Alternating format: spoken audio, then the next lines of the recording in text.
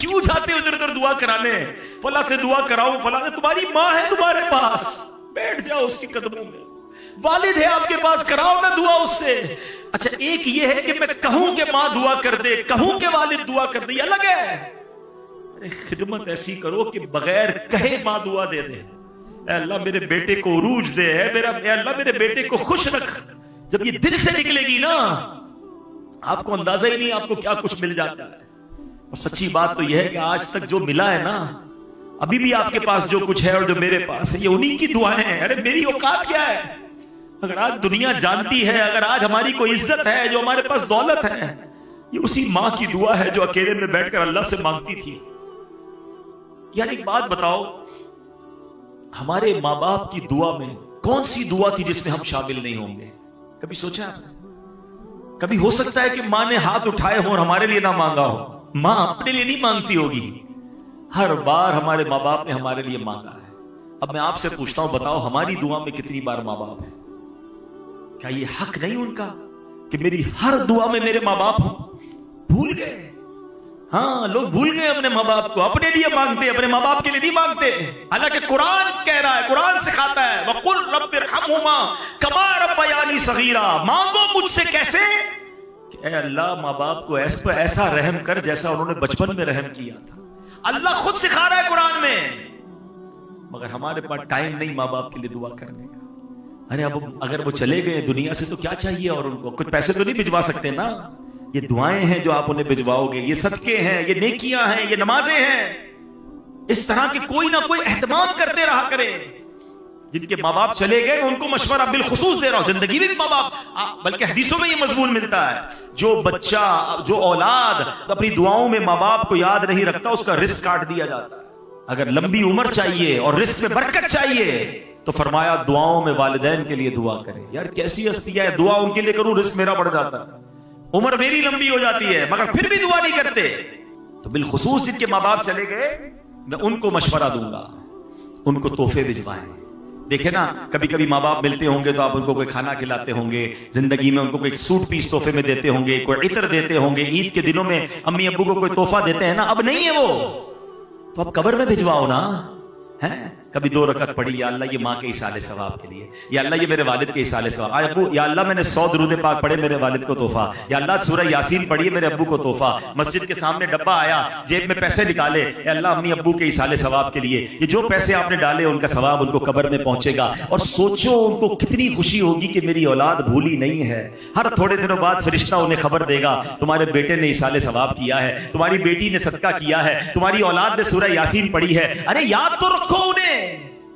और मैं आपको एक और बात बता दूं, जो मरने के बाद अपने माँ बाप को याद रखता है ना, उसके मरने के बाद उसकी औलाद भी उसे याद रखेगी। जो आज अपने माँ बाप को, मरहूम माँ बाप को भूल गया ना, वो ये उम्मीद ना रखे कि बाद में औलाद उसे याद रखेगी। एक बार इसी तरह एक शख्स नबी पाक अलैहिस्सलाम की बारगाह में आया, आकर कहता, हुजूर मेरे बड़े गुनाह हैं, बड़ी खताएं हैं, मैं बड़ा गुनाहगार। या रसूल अल्लाह, क्या मेरी माफी हो सकती है, तौबा कबूल हो सकती है? नबी पाक अलैहिस्सलाम ने फरमाया कि तेरी माँ जिंदा है। कहा हुजूर माँ जिंदा नहीं है। फरमाया तेरी खाला है? कहा जी हुजूर खाला है। फरमाया जा खाला की खिदमत कर, अल्लाह तेरे गुनाह माफ कर देगा। यानी माँ का मर्तबा तो अपनी जगह, माँ बाप के रिश्तेदार भी बरकत वाले हो जाते हैं क्योंकि उनका रिश्ता माँ से है ना। अब यहां अगर बात सीखने को क्या मिल रही है कि गुनाह की माफी चाहिए, अल्लाह की रिजा चाहिए, जन्नत का रास्ता चाहिए, तो ये माँ बाप के कदमों से मिलता है, ये माँ बाप की दुआओं से मिलता है, ये माँ बाप की रिजा से मिलता है। हम बच्चों पर इन्वेस्टमेंट करते हैं माल की, डिग्रियां दिला दो, दुनिया दिखा दो, कारोबार सिखा दो। मैं नहीं कहता ये नहीं करना चाहिए, जायज तरीके से करे, नो प्रॉब्लम, मगर बेस्ट इन्वेस्टमेंट ये है कि उसको अच्छा मुसलमान बना दो, अच्छा इंसान बना दो, अल्लाह का फरमाबरदार बना दो। ये इन्वेस्टमेंट है। आप देखें ना, बहुत सारे लोग जिंदगी भर एक ही चीज सोच रहे हैं, यार बच्चे के लिए माल छोड़ना है, औलाद के लिए पैसे छोड़ने, जायदाद छोड़ के जाना चाहिए। बंदा कभी कहना है आप इतनी मेहनत क्यों करते हैं? यार बच्चों के लिए तो कर रहा हूं, अपने बच्चों के लिए कुछ छोड़ के जाना है।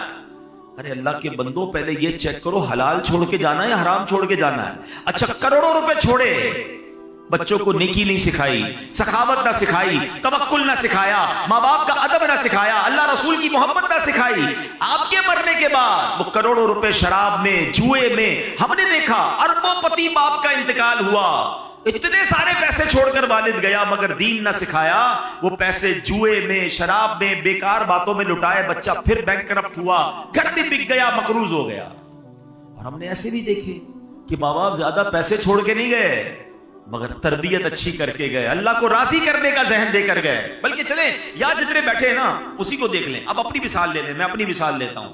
हमारे माँ बाप ने हमारे लिए जितने पैसे छोड़े क्या अल्लाह ने उसमें बरकत नहीं डाल दी? कई ऐसे जो उससे आगे बढ़ गए। कैसे आगे बढ़ गए? माँ बाप की दुआएं थी और आपने कुछ अच्छे काम किए, माँ बाप ने सिखाया था। समझ रहे ना बात को? थोड़े पैसे अल्लाह ने आपके भी बढ़ा दिए, ऐसे बहुत सारे हैं कि माँ बाप के विरसे में इतने पैसे नहीं मिले मगर माँ बाप ने नेकी सिखाई, सखावत सिखाया, अल्लाह की राह में खर्च करना सिखाया। अल्लाह ने उस थोड़े माल में, क्योंकि वो अच्छा पैसा था, अल्लाह ने उसमें बरकत डाल दी। This is the message of Surah Baqarah. Legacy में क्या छोड़ना है आपने? अपने बच्चों को नेक बनाना है। मैं अपने बयान में एक बात कहा करता हूं, अपने बच्चों को कुछ ना कर सको ना तो कम से कम 5 वक्त का नमाजी जरूर बना दे। हाँ, इसकी बरकत पता है क्या मिलेगी? हाँ, इसकी बरकत सुनिए। अगर आपका बच्चा, आपका बेटा, आपकी बेटी 5 वक्त की नमाजी है ना, तो जब आप देखिए, माँ बाप को मरने के बाद क्या चाहिए? नेक आमाल जिंदगी के बाद मुनकते हो जाते हैं, आमाल नामा डिसकंटिन्यू। हदीस में आता है जब बंदा इंतकाल कर जाता है उसका आमाल नामा बंद हो जाता है सिवाय 3 चीजों के। फरमाया इल्म जो बाकी रहता है, सदका जारिया और नेक औलाद जो उसके लिए दुआए मगफिरत करे। अब मेरी औलाद मेरे लिए दुआ करेगी कि नहीं मुझे पता नहीं, अब इतनी बिजी हो गई है न्यू जनरेशन। लेकिन अगर मैं नमाज ही बना गया उसको, हर नमाज में अत्तहियात में जब वो बैठेगा, मेरा बेटा है या मेरी बेटी है, स्टेटस देखें, वुजू में होगा, किबला रू होगा, नमाज में होगा और अल्लाह से कहेगा रब्बना ग़फ़िरली वली वालिदैया वलिल मुमिनीन यौम यक़ूमुल हिसाब। फजर पढ़ेगा तो मुझे तोहफा मिलेगा, ज़ोहर पढ़ेगा तो मुझे तोहफा मिलेगा, बल्कि हर वो रकात जिसपे कायदा आखिरा करेगा मेरी औलाद मुझे दुआ दे रही है। और औलाद की दुआ कभी कभी कैसे मकबूल होती है? हजरत ईसा अला नबीना वालेहिस्सलाम एक बार किसी कब्र के पास से गुजरे, देखा कब्र पर अजाब हो रहा है। अल्लाह के नबी थे ना, अल्लाह ने ऐसी निगाहें दी थी, कब्र के अंदर के अहवाल जान लिए। थोड़े अरसे के बाद आए, देखा कब्र में अनवार तजल्लियात की बारिश है। ए अल्लाह, ये मामला कैसे? ये बंदा ऐसे नूरानी कब्र में कैसे हो गया? कुछ दिनों पहले तो अजाब हो रहा था। इरशाद हुआ, ए ईसा, जब ये मरा था ना बड़ा गुनहगार था, है उस पर इसीलिए अजाब हो रहा था, मगर अपनी बीवी को प्रेग्नेंट छोड़कर, हामिला छोड़कर मरा था। अब कुछ अरसे बाद उसकी बीवी के यहां औलाद हुई, बेटा हुआ।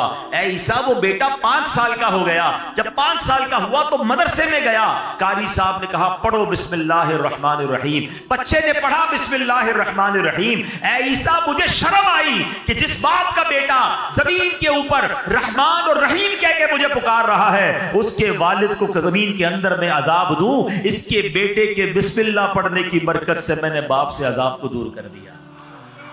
हाय हाय, मुबारक हो उनको जिनके बच्चे हाफिज हैं, मुबारक हो उनको उनके जिनके बच्चे आलिम हैं, मुबारक हो उनको जिनके बच्चे नमाजी हैं। अरे ऐसी औलाद छोड़ के जाना है जो मरने के बाद हमारे लिए सदका जारिया का बाइस बने। सूरह बकरा का मैसेज ही यही है, पैसे छोड़ने की फिक्र छोड़ दो। अगर अल्लाह ने उसे नेक बनाया है ना तो उसको अल्लाह गैब से मदद कर देगा, आपके थोड़े माल में बरकत डाल देगा। जितनी स्ट्रगल उसके लिए माल छोड़ने की करते हैं, उससे ज्यादा कोशिश करें कि उसकी अच्छी तरबियत करके जाएं। अब कुरान की बात हो रही है, हमने माँ बाप का अदब करना रब ने कुरान में, जैसे सूरह बकरा की हमने बात सुनी, और एक बार नहीं, कुरान में जा बजा वालिदैन के साथ अच्छा सलूक करने का दर्स दिया गया। अल्लाह कुरान में फरमाता है वबिल वालिदैनि एहसाना, तर्जमा कंजुल इरफान, और माँ बाप के साथ भलाई करो। अच्छा, कुरान पाक का एक बड़ा खूबसूरत उस्लूब है, बहुत प्यारा स्टाइल है। कई मकामात ऐसे हैं जहां अल्लाह ने अपनी इबादत का दर्स दिया, साथ ही उसके बिल्कुल लगोलग अल्लाह ने वालिदैन के साथ नेकी और भलाई का हुक्म इरशाद फरमाया। एक आयत में फरमाया वक़दा रब्बुका अल्ला तअबुदू इल्ला इय्याहु व बिल वालिदैनि इहसाना, और तुम्हारे रब ने हुक्म फरमाया कि उसके सिवा किसी की इबादत न करो और माँ बाप के साथ अच्छा सलूक करो। 21वें पारे में फरमाया अनिश्कुर ली वली वालिदैका, कि मेरा और अपने वालिदैन का शुक्र अदा करो। ऐसा कई मकामात पर है। अल्लाह ने अपनी इबादत का जिक्र किया, राइट आफ्टर अल्लाह ने वालिदैन के साथ भलाई का, वालिदैन के साथ शुक्र का, वालिदैन के साथ अच्छा बर्ताव करने का हुक्म दिया है। मेरे प्यारे स्नेह, इसकी वजह क्या है? रीजन समझना है ना कि अल्लाह ने बिल्कुल इसके साथ क्यों बयान फरमाया। मुफ्ती अहमद यार खान नईमी अलैहि रहमतुर रहमान इसकी दो वजह बयान फरमाते हैं। कहते हैं पहली तो ये कि माँ बाप फैज़े इलाही का पहला वास्ता है। हाँ, यानी बंदे को अल्लाह पाक की जो भी नेमतें हासिल होती है ना, वो पैदाइश के बाद मिलती है। यानी मैं पैदा हुआ तो फिर सब कुछ मुझे मिला ना। मैं पैदा ही ना होता, मेरे माँ बाप ना होते तो मैं पैदा ही ना होता। आज मैं दुनिया में हूं, किसके सबब से हूं? माँ बाप के सबब से हूं। अच्छी सूरत है, दौलत है, इज्जत है, शौहरत है, रिस्क है, नेमत है, सांस है, व्हाटएवर मुझे अल्लाह की नेमतें मिली जब मैं दुनिया में आया। तो माँ बाप वास्ता है कि उसके जरिए मैं दुनिया में आया। तो सुभान अल्लाह, ये सारी नेमतें मिलने का एक वास्ता तो वालिदैन इस तरह हो गए। दूसरी बात मुफ्ती साहब फरमाते हैं कि माँ बाप के जो हम पर एहसानात होते हैं ना, जो इनामात हैं, उन इनामात और एहसानात में एक बड़ी खूबसूरत मुशाबहत अल्लाह पाक के एहसानात के साथ है। अब वो क्या है? अल्लाह पाक अपने बंदों को पालता है, नेमतें अता फरमाता है, बारिश बरसती है, फूल खिलते हैं, सब्जे उगते हैं, दाने लगते हैं, अनाज बनता है। ये सारा निजाम जिंदगी अल्लाह पाक ने बनाया किसके लिए? अपने बंदों के लिए। क्या माद अल्लाह इसमें अल्लाह की कोई लालच है? अल्लाह को हमसे कुछ चाहिए? बेलालच अताएं है ना उसकी। अल्लाह ने कुरान में फरमाया, मा उरीदु मिनहुम मिर रिज़्क़िन व मा उरीदु अन युतइमून इन्नल्लाह हुवर रज़्ज़ाक़ु ज़ुल क़ुव्वतिल मतीन। तर्जुमा कंज़ुल इरफान, मैं उनसे कुछ रिस्क नहीं मांगता और ना ये चाहता हूं कि वो मुझे खाना खिलाएं। बेशक अल्लाह ही बड़ा रिस्क देने वाला, कुव्वत वाला, कुदरत वाला है। अल्लाह बांटता है, अल्लाह अता करता है, अल्लाह को हमसे कोई तलब नहीं। ये अल्लाह की शान है। मगर अल्लाह ने माँ बाप को कैसा बनाया है कि माँ बाप बच्चे से लालच नहीं करते। माँ बाप को कोई लालच नहीं होती कि इसको खिलाएं पिलाएं, अपने पेट काट के उसको बड़ा करें, उसको सर्दी गर्मी से बचाएं, उसको जनाब दवाइयां दिलाएं। हैं, बाज़-औक़ात बच्चे बड़े होकर कोई माँ बाप की खिदमत नहीं करते। लोग, हो सकता है किसी के ज़हन में ख्याल आए कि जनाब आजकल तो माँ बाप बच्चे को इसलिए पालते बड़ा होकर कमा के देगा। अरे मुझे बताओ, अगर ये बात है तो फिर माजूर बच्चों को माँ बाप क्यों पालते हैं? माँ बाप का प्यार बेलालच है। दुनिया में जो बेलॉस प्यार है, अनकंडीशनल लव अगर कोई करता है तो वो माँ बाप करते हैं। मैंने बड़ी प्यारी बात पढ़ी, दुनिया में एक ही बंदा है, हमारी और आपकी जिंदगी में एक ही बंदा ऐसा होता है जो ये चाहता है कि ये मुझसे भी आगे बढ़ जाए। और पता है कौन होता है? वो हमारा वालिद होता है। वालिद हमेशा ये चाहता है कि मैं जहां तक पहुंचा हूं ना, मेरा बेटा उससे आगे पहुंच जाए। दुनिया में और कौन चाहता है भैया आगे बढ़ जाए? है? इतना अनकंडीशनल प्यार माँ बाप करते हैं, अपनी तकलीफें अपनी। अच्छा, फिर माँ बाप को अल्लाह ने कैसा प्यारा रिश्ता हमें कैसा दिया, अगर हम समझे ना। हम जब पैदा हुए ना, आपके घर में भी बच्चे पैदा हुए होंगे। अच्छा, मेरी बातें उनको जल्दी समझ आएंगी जो अब खुद माँ बाप बन गए। हमें भी ये उस वक्त समझ नहीं आती थी, जब खुद माँ बाप बने तो ज्यादा समझ आई। बच्चा पैदा होते ही सबसे ज्यादा फ्रेजाइल होता है बच्चा, बिल्कुल जिसको कहें छुई मुई होता है ना। कितनी बीमारियां उस पर हमलावर हो रही हैं। अब उस बच्चे को 2 खादिम चाहिए 24/7, छुट्टी नहीं है उन खादिमीन की। जो उसकी बॉडी है ना, उसकी रिक्वायरमेंट क्या है कि उसको 2 ऐसे खादिम चाहिए। एक खादिम वो चाहिए जो उसके साथ हर वक्त चिपका रहे, उसकी गंदगी साफ करे, उसको कपड़े पहनाए, उसकी मालिश करे, उसको तेल लगाए, उसको खाना खिलाए, दूध पिलाए, व्हाटएवर उसकी नीड है, सोना जागना उसी के साथ। तभी वो बच्चा आहिस्ता आहिस्ता ग्रो करेगा। और दूसरा खादिम उसको वो चाहिए कि जो अपना माल खर्च करे, हैं, अपने पेट, क्योंकि तमाम चीजों के लिए पैसे चाहिएंगे। अल्लाह ने देखे माँ बाप के दिल में कैसी मोहब्बत डाली है कि माँ बच्चे के पैदा होते उसकी खादिमा बन जाती है। दुनिया में पैसों से ऐसी खादिमा नहीं मिल सकती जैसी अल्लाह ने माँ जैसी, उसके दिल में इतनी मोहब्बत डाल देता है रब कि वो अब बच्चा रोए तो ये जागती है, वो तड़पे तो ये तड़पती है। अरे उसके रोने में उसे पता चल जाता है कि पेट में दर्द हो रहा है या कान में दर्द हो रहा है। और वालिद कैसा बेलौस खर्च करता है कि आधी रात को हॉस्पिटल ले जाना है, आधी रात को मां कहती बच्चे के लिए दूध लेकर आओ, फला दवाई लेकर आओ, वो सारे काम छोड़ेगा, अपने दूध पीते बच्चे के लिए ये सब चीजें करता है। सोचे ये दिल में डाला किसने? ये अल्लाह ने मेरी और आपकी परवरिश का इंतजाम किया है। ये माँ बाप के एहसान हैं हम पर, जो उन्होंने हमारे साथ बचपन से अब तक किए। और जब ही रब फरमाता है शुक्र अदा करो मेरा और शुक्र अदा करो अपने वालिदैन का। ऐ मेरे प्यारे इस्लामी भाइयों, नबी पाक अलैहिस्सलाम की बारगाह में अर्ज की गई, या रसूल अल्लाह, सबसे फजीलत वाला अमल कौन सा है? ये बहुत सारे इस्लाम में बैठे हैं और माशाल्लाह नेक नमाजी हैं, नेकी करने का जज्बा भी होता है। हम भी चाहते हैं कि फजीलत वाला अमल बता दें। एक साहबी रसूल ने सवाल किया, या रसूल अल्लाह, सबसे ज्यादा फजीलत वाला अमल कौन सा है? फरमाया अस्सलातु अला वक्तिहा, यानी नमाज को उसके वक्त पर अदा करना। फिर पूछा, या रसूल अल्लाह, उसके बाद दूसरा सेकंड पसंदीदा अमल? फरमाया सुम्मा बिर्रुल वालिदैन, उसके बाद वालिदैन के साथ भलाई करना सबसे पसंदीदा है। ये इतनी बड़ी नेकी है, ये पसंदीदा अमल में भी टॉप लिस्ट पर है। तो ऐ मेरे प्यारे इस्लामी भाइयों, हमें अपने माँ बाप के साथ अच्छा बर्ताव करना है। अच्छा, बाज़ औक़ात आज के जमाने में फास्ट लाइफ हो गई, ये नहीं पता चलता कि भाई मैं क्या कर लूं ताकि मुझे ये इत्मीनान हो जाए कि मैं वालिदैन का फर्मा बरदार हूं। मेरे पर वालिदैन के हुकूक क्या हैं, मुझे कोई लिस्ट बता दें, मुझे कोई चेक लिस्ट दे दें ताकि मैं चेक कर लूं कि मैं ये काम कर रहा हूं कि नहीं। अपने तौर पर मैं समझ रहा हूं मैं बड़ी खिदमत कर रहा हूं, मैं माँ बाप मेरे मुझसे सेटिस्फाई हैं, कहीं ऐसा ना हो कि मैं गुनाहगार हूं। तो आज मैं कुछ वालिदैन के हुकूक बयान करता हूं जो उलमाए किराम ने बयान किए। अब जरा गौर कीजिए, वालिदैन के साथ नेक सलूक करना कैसे है। सबसे पहले तो ये बात जहन में बिठा लें कि वालिदैन के हुकूक की गिनती भी नहीं हो सकती, इतने हुकूक हैं। आला हजरत इमाम अहले सुन्नत की खिदमत में सवाल हुआ कि माँ बाप के हुकूक कितने हैं। सैयदी आला हजरत इमाम अहले सुन्नत ने कमाल का जवाब दिया। फरमाया वालिदैन के इतने हुकूक हैं कि पूरे करना नामुमकिन है। यहां तक कि अगर वालिदैन वफात पा जाएं और बेटा उन्हें दोबारा जिंदा करने की ताकत रखता हो तो दोबारा जिंदा करे, ये भी उनके हुकूक में शामिल है। तो ये तो कर ही नहीं सकते हम तो उनसे पैदा हुए हैं ना, हम उनकी वफात के बाद उनको पैदा नहीं कर सकते, जिंदा नहीं कर सकते। हुकूक का आलम यह है। मगर अब उलमाए किराम फरमाते कि लिस्ट भी बहुत बड़ी, काउंट भी नहीं हो सकती, मगर चंद बातें अगर कोई इन पर अमल कर लेना तो ये वालिदैन के साथ भलाई करने वाला कहलाएगा। अब गौर से ये चेक लिस्ट, जितने नौजवान खुश नसीब है यकीन करें जिनके माँ बाप आपके पास हैं, पूछिए उनसे जिनकी माँ चली गई, पूछिए उनसे जिनके वालिद चले गए। हम हर साल यहाँ जब जमा होते हैं तो वालिदैन की याद यकीनन और ताज़ा हो जाती है। माँ बाप के बगैर जिंदगी बहुत बेरंग हो जाती है। दुख में, सुख में, खुशी में, गम में, हर वक्त माँ बाप याद आते हैं। और अगर आपके पास हैं तो आप बहुत लकी हैं।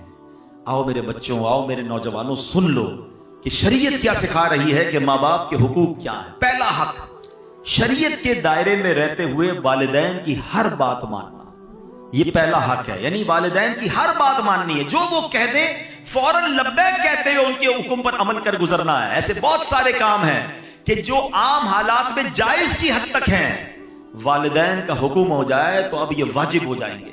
मसलन खाना खाना जायज है, लेकिन अगर माँ बाप हुक्म फरमा दे कि खाओ, खाना पड़ेगा, तो अब ये लाजिम हो जाएगा, ये वाजिब हो जाएगा। अल्लाह अकबर, नहीं खाएगा तो गुनाहगार होगा। हलाल काम था, जायज था, माँ बाप का हुक्म आ गया, अब नहीं टाल सकता। बाहर शरीयत में है कि बेटा परदेश में है, अब्रॉड है, वालिदैन उसे बुलाते हैं तो आना होगा। फोन करके खत लिखना काफी नहीं, यूं ही वालिदैन को इसकी खिदमत की आदत है तो आए भी और आकर खिदमत भी करे। यह है माँ बाप के हुकूक। अब यहां बाज़ औक़ात क्या होता है कि माँ बाप इल्म दीन से दूर होते हैं तो माँ बाप शरीयत के खिलाफ हुक्म देते हैं। अब यहां माँ बाप की नहीं मानी जाएगी।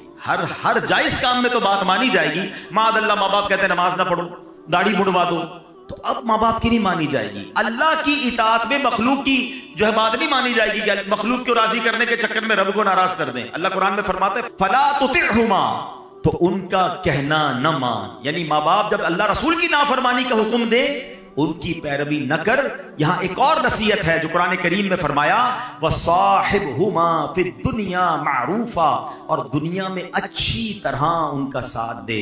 यानी पता चला माँ बाप ने शरीयत के खिलाफ हुक्म दिया, अब उनसे लड़ना नहीं है, चीखना चिल्लाना नहीं है, उनके साथ बातचीत खत्म नहीं करना, रूठ कर भाग नहीं जाना, खाने पीने की हड़ताल करके उनका दिल नहीं दुखाना है, बल्कि इस सूरत में इनसे भलाई के साथ पेश आना है। यानी अम्मी कहती है बेटा दाढ़ी मुंडवा दो, अब माँ से लड़े बगैर हाथ जोड़कर कहना है ए अम्मी मैं अल्लाह रसूल की नाफरमानी नहीं कर सकता, बराए करम मुझे ये हुक्म ना दे, बाकी कोई हुक्म हो तो फरमाएं। प्यार से मोहब्बत से उस वक्त भी पेश आना है। ए मेरे प्यारे इस्लामी भाइयों, अब दूसरा हक दूसरा हक यह है कि माँ बाप के हुक्म को नफल इबादत से ज्यादा अहमियत देना। ये बड़ी अहम बात है। कुछ लोग हम नफली कामों में लगे रहते हैं और माँ बाप नाराज हैं, माँ बाप दुखी हैं। याद रखो ये अमल ठीक नहीं है। मसलन दिल कर रहा है कि नफली रोजा रखना है, माँ बाप मना कर दें तो अब नफली रोजा नहीं रखेंगे। दिल चाह रहा है कि नवाफिल पढ़ूं और अम्मी ने कहा कि नहीं बेटा बाजार जाना है, मेरे साथ चलो, सौदा लेकर आओ, तो अब नफल बाद में पढ़ेंगे, पहले इनका हुक्म मानना है। आप शरीयत देखिए किस कदर दर्स। अल्लाह की इबादत है ना नफली रोजा, इबादत नहीं, नफली इबादत नहीं करनी, माँ बाप की बात माननी है। ये माँ बाप का दूसरा हक है। एक बड़ा अजीबो गरीब वाकया हदीसों में मौजूद है। एक बड़े राहिब थे, बड़े इबादत गुजार थे, उनका नाम हजरत जुरेज था। इबादत गुजार थे, बड़ा इबादत खाना बनाया हुआ था और बड़ी इबादत करते थे। एक बार उनकी वालिदा ने उन्हें बुलाया, वो नमाज पढ़ रहे थे हैं। उनको ये बात जहन से निकल गई कि माँ बुलाए तो नफली नमाज है, उसकी तफसील है तो उसको तोड़ के हाजिर देना होगा। जवाब नहीं दिया, दोबारा बुलाया, नमाज जारी रखी, नमाज नहीं तोड़ी। मां ने जब तीसरी बार बुलाया, तीसरी बार भी नहीं गए, तो मां तड़प कर कहती है बेटा तुझे उस वक्त तक मौत ना आए जब तू किसी बदकार औरत का मुंह ना देख ले। अब ये दिल से बदुआ निकल गई। अब क्या हुआ, कुछ अरसे बाद उस इलाके में एक औरत ने एक चरवाहे के साथ बदकारी की, बच्चा पैदा हुआ। लोगों ने पकड़ा तो कहती है बच्चा तो जुरैज का है। सारे लोग जुरैज के पास पहुंचे, उनकी इबादत गाह को तोड़ दिया, बड़ी जिल्लत हुई, काफी लोग जमा हो गए कि तुमने ऐसा किया। अब अल्लाह वाले तो थे, इबादत गुजार तो था वो बंदा। उसने कहा इस बच्चे से पूछो, ए बच्चे तू बता तेरा बाप कौन है। अल्लाह ने उस बच्चे को कुव्वते गोयाई दी। उस बच्चे ने कहा कि मेरा वालिद जुरैज नहीं बल्कि चरवाहा है। उनकी जान तो छूट गई, मगर ये सारा तमाशा हुआ, उसके पीछे उलमा कहते हैं वजह वही है कि मां का दिल दुखाया था, मां ने बद्दुआ दी थी ना। अच्छा, यहां मां बाप के लिए भी एक दर्स ले लीजिए। अगर मां बाप मुझे सुन रहे हैं, कभी कभी गुस्से में आकर बच्चों को बद्दुआ ना दिया करें। हाँ, मां की दुआ भी लगती है, उसकी बद्दुआ भी लगती है। गुस्से में आकर कह तो देते हैं, बाद में परेशान आप नहीं होना है। आपके बच्चे के साथ कुछ बुरा हो गया तो आप चाहते तो नहीं थे, गुस्से में कहा है तुझे कीड़े पड़े, तू बर्बाद हो जाए, है तेरी टांग टूट जाए, तेरी जबान खिंच जाए। नहीं, क्या पता कबूलियत का वक्त हो, आप ही का बच्चा है, तो जबान पे लगाम होनी चाहिए। बाज़ औक़ात ऑल फॉल बकते रहते हैं, अरे आप ही की औलादे, बाद में आप ही ने रोना है कुछ हो गया तो। बद्दुआ ना दे।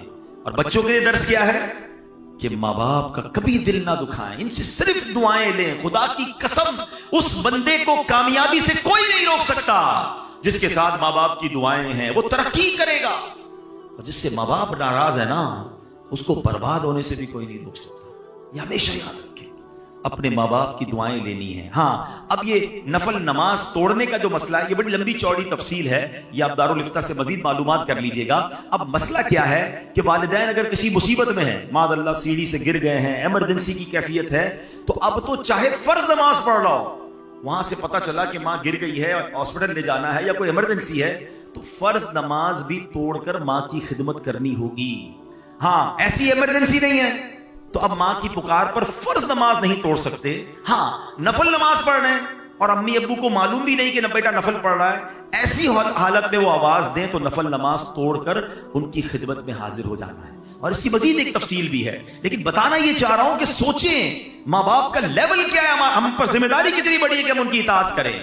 ऐ मेरे प्यारे साहब, तीसरा माँ बाप का हक क्या है कि उन पर खर्च करें, उनके खाने पीने का बेहतरीन इंतजाम करें, जूते कपड़े वगैरह खरीद कर दें, हस्बे इस्तिताअत फल वगैरह पेश करना, बीमार हो तो अच्छे डॉक्टर से चेकअप करवाना, दवाइयां वगैरह मुहैया करना, गर्ज जितना हो सके अपना माल माँ बाप पर खर्च करना उनके हुकूक में शामिल है। रिवायात में है एक शख्स अपने वालिद को खर्च पेश नहीं करता था, नबी पाक अलैहिस्सलाम की बारगाह में आया, फरियाद की, इल्तिजा की। सरकार दो आलम अलैहिस्सलाम ने जब उसकी बातें सुनी, आका अलैहिस्सलाम की आंखों में आंसू थे, जलाल मुबारक में आ गए और शख्स से फरमाया, अंता व मालुका ली अबीका, तुम खुद और तुम्हारा सारा माल तुम्हारे वालिद ही का है। यानी बेटा बेटा तो बेटा, बेटे का सब कुछ वालिद का है। और बदकिस्मती क्या है कि आज बेटा बाप से कहता है ये मेरा है, ये मैंने कमाया है, अब्बू आपका थोड़ी है, आप तो इतना दिया था, आपका अपना कारोबार, मेरा अपना, मैंने मेहनत की। हाय हाय, ये बेटा सोचता क्यों नहीं कि अगर बचपन में बाप कह देता ना बेटा ये मेरा है ये तेरा नहीं, तो मैं तो बेलिबास ही रह जाता, मुझे तो कपड़े भी मेरे वालिद ने पहनाए थे, उसी के पैसे से पहने थे ना। एक और बात याद रखना, हम माँ का बड़ा रिगार्ड करते हैं, वाकई माँ माँ ही होती है, माँ का नेमुल बदल नहीं। मगर एक बात हमेशा याद रखें कि मां ने जो भी भलाई मेरे और आपके साथ की है, उसके पीछे खड़ा मेरा वालिद ही था, आपका वालिद था। उस वालिद ने तो पैसे दिए जो मां ने सब चीजें दिलाई। हमें लगता है अम्मी जान दिला रही, यकीनन मां ने दिलवाए, मगर वालिद की उस कुर्बानी को भूलना नहीं है। वालिद ने कभी एहसास नहीं होने दिया कि बेटा ये मेरा है। सोचे ना बचपन के अपने वाकयात, कभी हम रोए होंगे अच्छे कपड़ों के लिए, कभी जिद की होगी नए जूतों के लिए, कभी कहा होगा अब्बू ये वाली होटल में खाना है, कभी कहा होगा ये वाला खिलौना चाहिए, अब्बू दोस्त घूमने जा रहे हैं मैंने भी जाना है। वालिद ने हमारी कितनी फरमाइशें पूरी की। कभी सोचा कि उस वक्त वालिद को क्या जरूरत थी? हो सकता है वालिद ने अपने लिए कुछ खरीदना हो सकता है वालिद का कुछ और प्लान हो। वालिद ने वो सारे प्लान कैंसिल किए होंगे, हमें कपड़े दिलाए, हमें जूते दिलाए, अच्छे स्कूल में पढ़ाया। अरे जिसने उंगली पकड़कर चलना सिखाया, आज उस बूढ़े वालिद को बच्चा कहता है ये मेरा है, आपका नहीं है। अरे उसका दुख तो सोचो क्या होता होगा। क्या उसको बचपन की वो बातें याद नहीं आती होगी कि जब ये बोल नहीं सकता था, जब ये खा नहीं सकता था, मैं इसका इंतजाम करता रहा और आज ये मुझे कह रहा है। ना करना, कभी भी ये मत कहना, खुदा की कसम जो कुछ मेरा है वो सब मेरे माँ बाप का है। इज्जत है, शोहरत है, दौलत है, व्हाटएवर आई हैव। और मैं सच बताऊं, किसी दिन कह दोगे ना बूढ़े बाप को ये मेरा जो कुछ है आपका, वो आपसे ले नहीं लेगा। बाप क्या करेगा लेकर, मां क्या करेगी लेकर, लेकिन जितने दिन वो आपके पास हैं उनको ऑनर तो दें, उनको इज्जत तो दें, उनको ये एहसास तो दिलाएं। कभी तो कहो कि अब्बू आज मैं जो कुछ हूं वो आपकी वजह से हूं। ऐ मेरी मां, आज जो कुछ मेरे पास है वो सब तुम्हारी दुआओं की वजह। कभी कहे तो सही उन्हें। मां को गिन गिन के पैसे देते हैं, और क्यों मांगती है मां, बार बार क्यों मांग रही है, क्या हो गया, खर्चा क्यों कर रही है?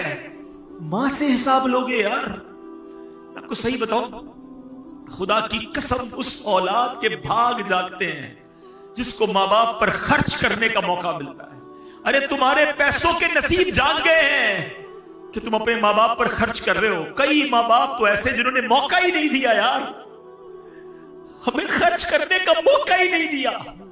खुद ही खर्च करते रहे, खुद ही खिलाते रहे, खुद ही खिदमत करते रहे।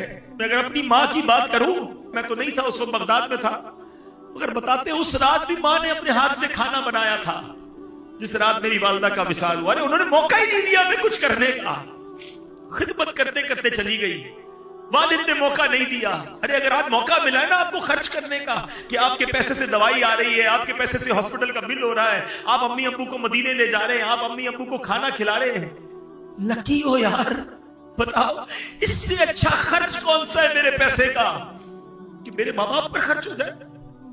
हिसाब तो करो कितना बड़ा कर्जा है अब पर, बचपन से लेकर अगर कोई 30 साल 25 साल 40 साल का बैठा, हिसाब तो करो कितने हजारों, कितने लाखों, कितने करोड़ों इन्वेस्टमेंट की उन्होंने हम पर। और आज थोड़े पैसे के लिए मेरा मुंह बन जाता है। नहीं मेरे प्यारे इस्लामी भाई, उनको ऑनर दें, उनको इज्जत दें, उनको घर का बड़ा फील करवाएं। वो कहते ना, जिन माँ बाप ने सारी जिंदगी तुम्हें शहजादों की तरह रखा, आज उन माँ बाप को आखिरी उम्र में बादशाह का दर्जा तो दे दो, है कि आप हमारे सबके बड़े हैं। नहीं, बेटे के आगे बाप गुलाम बना हुआ। किताबों में ये अल्फाज मौजूद हैं कि बेटा बाप के आगे हक है वालिद का कि बेटा अब्बू के सामने ऐसे रहे जैसे खादिम रहता है, गुलाम कैसे रहता है, रेडी, एवर रेडी, हुक्म मिले काम कर दो, हुक्म मिले ऑर्डर। मगर आज हाल ये है कि बाप गुलाम बना हुआ है। बेटा मेरा काम कर दे, अब्बू टाइम नहीं है, बेटा मेरे लिए दवाई लिया, बेटा अब्बू मेरे पास वक्त नहीं है, बेटा मेरे पास बैठ, अब्बू आप पुरानी बातें करते हो, मैं दोस्तों में बैठूंगा। अल्लाह अकबर, बाप घूम रहा है बेटे के आगे। हदीस सबको याद है, कई बार सुनी है। क्या हदीस है कि कोई बच्चा अपने माँ बाप को मोहब्बत की निगाह से देखे, उसे हज्जे मकबूल का सवाब मिलता है। देखिए ना, सुनिए ना हदीस। और आका अलैहिस्सलाम से पूछा गया, व इन नज़रा कुल्ला यौमिन मिअता मर्रतिन, हुजूर कोई 100 बार देखे, अल्लाह के नबी ने फरमाया कोई 100 बार देखे, अल्लाह 100 हज का सवाब अता फरमा। सुनो सुनो, अभी यहां इससे आगे की बात सुनो। इस हदीस को यहीं तक सुना है हमने। मोहब्बत से देखने पर हज का सवाब है। बताओ ना, खर्च करने का सवाब कितना होगा, पैर दबाने का सवाब कितना होगा, हैं, दवाई दिलाने का सवाब कितना होगा, हाथ पकड़ के चलाने का सवाब कितना। अरे कसम से, अगर तुम्हें ये मौका मिला है ना कि वालिद का हाथ पकड़ के चलाना पड़ रहा है, तो अल्लाह का शुक्र अदा करो कि अल्लाह ये वही वालिद है जिसने मुझे उंगली पकड़कर चलाना सिखाया था। तेरी मेहरबानी आज मुझे कुछ करने का मौका, व्हील चेयर अगर आपको चलाने का मौका मिल गया, लॉटरी लग गई है आपकी, एंजॉय करो उसे। इसको बोझ समझते हैं। भाई कहता है बहन को तू ले जा अम्मी को, बहन कहती मैं नहीं रखती तुम ले जाओ। अरे भाई बैठ, दूर कर रहे हैं। 2 माँ बाप ने 10 बच्चे पाल लिए, 10 बच्चों से 2 माँ बाप नहीं संभले जा रहे, जिम्मेदारी उठाने के लिए कोई तैयार नहीं है। मैं ओल्ड हाउस गया था कराची के एक इलाके में। मैं वहां जब गया तो बहुत सारी बातें हुई, बहुत सारे बुजुर्गों से मिला, बड़ा प्यार दिया उन्होंने मुझे। मैंने कुछ स्टोरीज सुनी कि कैसे आते हैं। तो कुछ कहते हैं कि बेचारे जेन्युइन केस भी होते हैं, बीवी का इंतकाल हो गया, अकेला दुनिया में है, बच्चे ही कोई नहीं, तो वो आ जाते हैं ओल्ड हाउस में। कुछ ऐसे जिन्होंने शादी नहीं की वो आ जाते हैं, और कुछ ऐसे हैं कि जिनके बच्चे रखना नहीं चाहते हैं। बच्चे कहते हैं हम नहीं संभाल सकते अपने वालिद को, आप ले लीजिए, वो ओल्ड हाउस में आते हैं। मगर एक बात मुझे कल सीखने को मिली जो इधर लग गई। मैंने ओल्ड हाउस के जो मोहतबिम थे ना, जो उनके हेड थे, मैंने उनसे पूछा यार ये बताओ कुछ लोग मिलने भी आते हैं? कहता हबीब भाई मैंने अक्सर देखा है बेटियां मिलने आती हैं, बेटे नहीं आते। मैंने कहा क्यों? कहते बेटियां बेचारी शादियां हो गई हैं, ससुराल में अपने वालिद को रख तो नहीं सकती हैं, मगर बाप की याद उनको आती है। तो मुझे कल एहसास हुआ कि यार वाकई बेटी जो है ना वो बाप के साथ आखिर तक चलती है, वो बाप से अब बहुत मोहब्बत करती है। और लोग बेटी को बुरा भला कहते हैं, बेटी पैदा हो जाए तो अपनी बीवी से लड़ते हैं, ये बेटी पैदा हो गई, मुंह बन जाता है। अरे अल्लाह के बंदों, सरकार दो आलम अलैहिस्सलाम की वो हदीस तो याद करो कि नबी ये पाक फरमाते बेटियों को बुरा मत कहो, बेशक मैं भी बेटियों वाला हूं। मुबारक होने जिनके पास बेटियां हैं। बेटियां तो बाप के दिल के करीब होती हैं। ओल्ड हाउस वाले कहते हैं बच्चियां आती हैं हफ्ते में एक बार, अपने बच्चे भी लेकर आती हैं और कहती ये तुम्हारे नाना हैं, ये हमारे अब्बू हैं, आओ इनसे मिलते हैं। मजबूर हैं, अपने घर ले जा नहीं सकती, मगर बेटों के पास टाइम नहीं है। वो कैसी औलाद है जरा सोचे ना, जो बुढ़ापे में माँ बाप को दुख दे रही है। यकीन करे इससे बड़ी बर्बादी कोई नहीं है। अरे माँ बाप की खिदमत कर लो, जन्नत, और जन्नत भी कहां मिलेगी? कितनी बार वाकया सुना है कि हजरत मूसा अला नबीना वालेकुम ने अल्लाह से पूछा मौला मुझे जन्नत में अपना पड़ोसी दिखा। हजरत मूसा कौन है? कलीमुल्लाह, जिनका सबसे ज्यादा कुरान में जिक्र है। वो अल्लाह के नबी कह रहे मौला मुझे अपना पड़ोसी देखना है, जन्नत में कौन है? क्या बताया गया कि बहुत बड़े आलिम, बहुत बड़े मुफ्ती, बहुत बड़े राहिब तुम्हारे पड़ोसी हैं? कहा मूसा फला मोहल्ले में जा, उधर एक कसाई है, कस्साब है, वो तेरा पड़ोसी है। ढूंढते ढूंढते पहुंचते हैं, तवील वाकया है। और जब पता चलता है वो बच्चा अपने माँ बाप की बड़ी खिदमत करता है, अपने हाथों से खाना खिलाता है। कहा बेटा तेरे माँ बाप को दुआ भी देते थे? कहे कि मेरी माँ दुआ करती थी अल्लाह मेरे बेटे को जन्नत में मूसा का पड़ोसी बना देना। हजरत मूसा कहते हैं बेटा तेरी माँ की दुआ कबूल हो गई, तू ही मेरा जन्नत में पड़ोसी है। अरे ये हस्तियां हैं तुम्हारे पास,